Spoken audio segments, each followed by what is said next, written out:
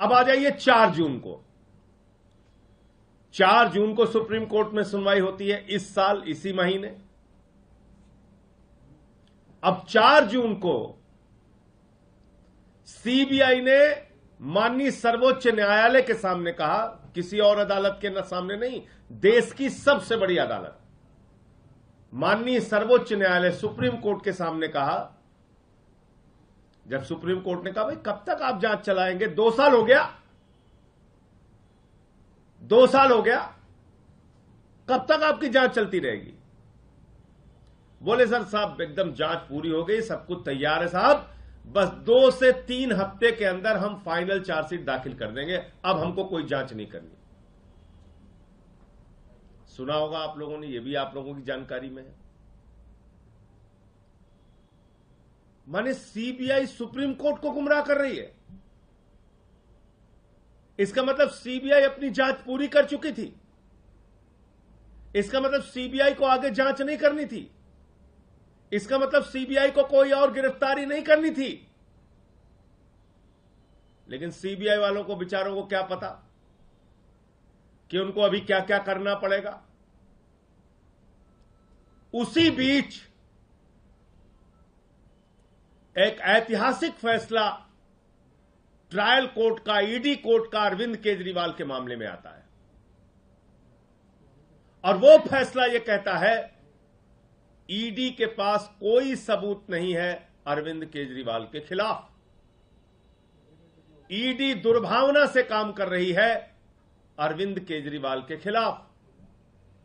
ED के पास कोई money trail नहीं है, कोई सबूत नहीं है, एक पैसे की बरामदगी नहीं है और इसलिए अरविंद केजरीवाल निर्दोष हैं। ये ईडी कोर्ट ने, ट्रायल कोर्ट ने, माननीय न्याय बिंदु जी की जज की कोर्ट ने ये फैसला दिया और उसी बीच ईडी के लोग गैर संवैधानिक तरीके से, गैर कानूनी तरीके से, बगैर आदेश की कॉपी लिए हाईकोर्ट पहुंच जाते हैं और उस जमानत पर स्टे ले लेते हैं। अब केंद्र सरकार को लगा कि अरे ये तो केजरीवाल बाहर निकल जाएंगे।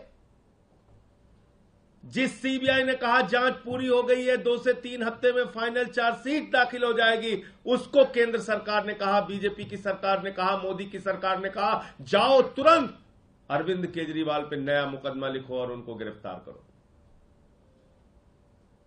जांच एजेंसियों का कितना खुला दुरुपयोग हो रहा है, इससे बड़ा कोई उदाहरण नहीं मिल सकता। तुरंत पहुंच गई सीबीआई जेल, 3 घंटे तक वहां पूछताछ किया, दूसरे दिन कोर्ट में हाजिर करा लिया, फिर उनकी गिरफ्तारी कर ली, फिर उनकी 3 दिन पुलिस रिमांड ले ली सीबीआई ने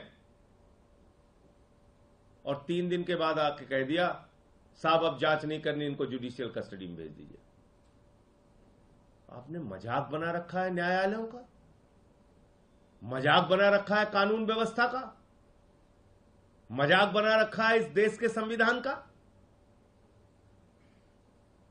एक मुख्यमंत्री जिसको आपने 2 साल तक गिरफ्तार नहीं किया, कोई सबूत नहीं थे आपके पास, लाखों पन्ने आपने छिपा के रखे हुए हैं ईडी सीबीआई ने, और अचानक आपको लगा कि अरे ये तो बाहर निकल जाएंगे, सुप्रीम कोर्ट से भी ट्रायल कोर्ट की जमानत पर मुहर लग जाएगी, उससे पहले आपने फर्जी मुकदमा लिखा, उनको गिरफ्तार कर लिया। किसके इशारे पे?